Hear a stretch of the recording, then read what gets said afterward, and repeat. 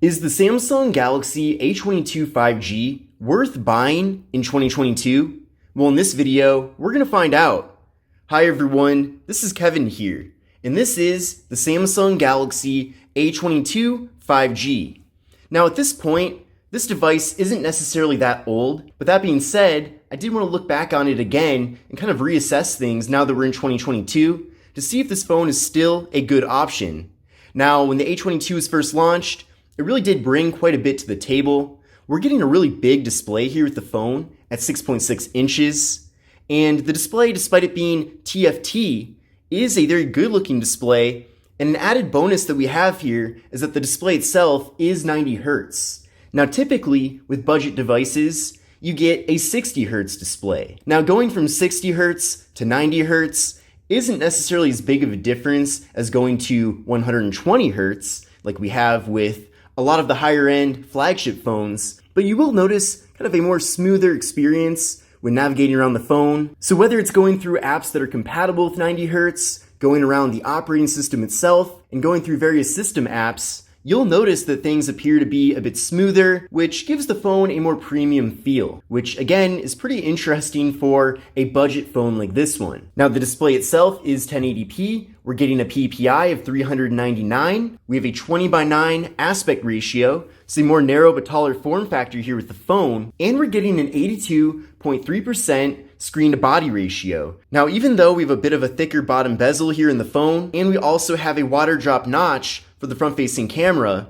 I feel like it still is a good-looking device in the sense that we do get a lot of screen real estate here. Overall, the A22 5G is a pretty large phone, but having that big display definitely comes in handy if you're using this phone for content consumption. So whether you're watching videos, going on social media, browsing the web, pretty much doing anything here on the phone, having a big display like this phone has certainly will come in handy because everything you're viewing, in theory, can be larger and easier to read and see. And with this form factor of being 20:9, it is a bit taller compared to some of the older smartphones with the displays not being quite as tall. You have to do a lot more scrolling. And again, it's not just for social media. It could be for the email app, for example, or just going on the internet in general and browsing around. It definitely does come in handy having this taller display because you do fit more content in a single frame. So that is something worth keeping in mind. And then as far as the actual display quality goes, like I mentioned, of course, 90 Hertz, 1080p, those are both good things. Now, with it being TFT, that's not necessarily that great, but in general, I think the colors are good enough, especially for a lower end phone like this one, and everything does look nice and crisp and clear. So in general, I really don't have any complaints. And then also, like I mentioned a second ago, we do have that water drop notch for the front facing camera, and that camera is 8 megapixels. Now in a second, I will show you the camera app and all the other various cameras on the device. I think you'll definitely find that interesting and helpful, but in general, this phone does take pretty good pictures for being a lower end phone. Now as far as internal storage goes, this might be different based on which region you're in, but at least the A22 5G that I have features 128 gigabytes of internal storage, and we're also getting microSD card expansion with the phone. So having that much internal storage is very generous. That's quite a bit to work with. But of course, if you do happen to need more storage, maybe you want to offload some photos, for example, then having microSD card expansion certainly does come in handy. Now with this device, there's no wireless charging, which is a bit unfortunate, but to be expected for a lower end phone. And we have a fingerprint sensor in the power button. Let's give that a try right now. There we go, very quick. Let's try that one more time. There we go. So it's not quite the most responsive or accurate fingerprint sensor that I have used. Maybe it's specific to my finger, I'm not sure, but that is something to keep in mind. Now this phone does also support face unlock, so it is nice that there are at least multiple methods for getting into the phone. Now let's take a closer look at the various cameras that we're getting here with the A22 5G. Now we're getting a 48 megapixel main camera, an 8 megapixel ultra wide angle camera, which can take photos at 115 degrees, and we're getting a 2 megapixel depth sensing camera that does help out with portrait mode. Now this phone does have portrait mode for both the rear and front cameras, which is definitely really nice. And now that we're in the camera app, I'll show you some different features. So here's how things look through the main camera right now. So it looks pretty good, nice and sharp and clear.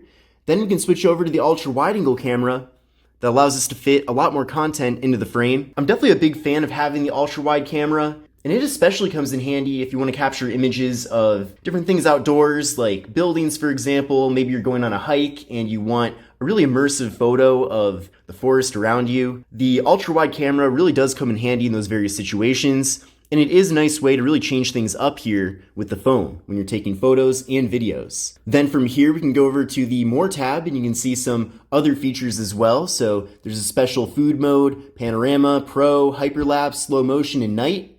Now there is no macro camera here with the phone, so keep that in mind. However, I highly doubt that anyone watching this video necessarily has a huge issue with that, because macro cameras really only come in handy in very niche situations. But then we can move over to portrait mode to get those nice blurred out backgrounds. We can also flip around to the front facing camera. There's me right there. And we're in portrait mode right now for the front camera. We can also then turn off portrait mode, of course. And another thing that's pretty cool as well is that there is kind of a cropped out group selfie mode as well. So even though the A22 5G is kind of a lower end phone from Samsung, they are still giving us a variety of different camera features, whether that's with the hardware, with having so many different cameras, but also the software with how it actually uses those cameras to put them to good use. Now with the Samsung Galaxy A22 5G, we're getting 6 gigabytes of RAM and the MediaTek Dimensity 700 5G processor. Now, I did run a benchmark test using Geekbench 5, and I'll show you the score from that test, but essentially you can see here,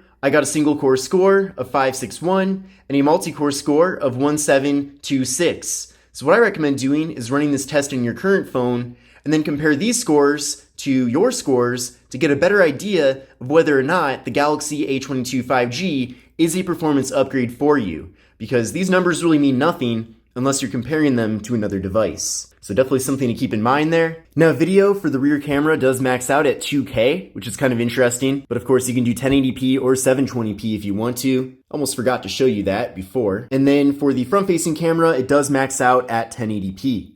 So something to keep in mind there. Now with the Galaxy A22 5G, we're getting a very large battery at 5,000 milliamp hours, which is really good. So expect to get really good battery life from this phone. And we're getting 15 watt fast charging, which is another really good thing too. It's one thing to have a big battery that gives you great battery life, but when you combine that with fast charging, that's where things get even better, because there's nothing worse than having a phone that charges very slowly and then having a massive battery with it, because then it would take a really long time to recharge the phone. But now that we've gone over a variety of different highlights regarding the Galaxy A22 5G, let's take a closer look at the hardware of the phone. And I've got to say, for being a lower end device from Samsung, I think this is a great looking piece of hardware. I really like this material on the back of the device. It kind of feels soft to the touch in a sense, but at the same time, it doesn't pick up any fingerprints because it features a matte finish. So I really like this. In fact, I wish they would give this finish to more devices in the A series, as I think it does look premium, yet at the same time, I'm sure it's not nearly as expensive to implement as a glass back would be,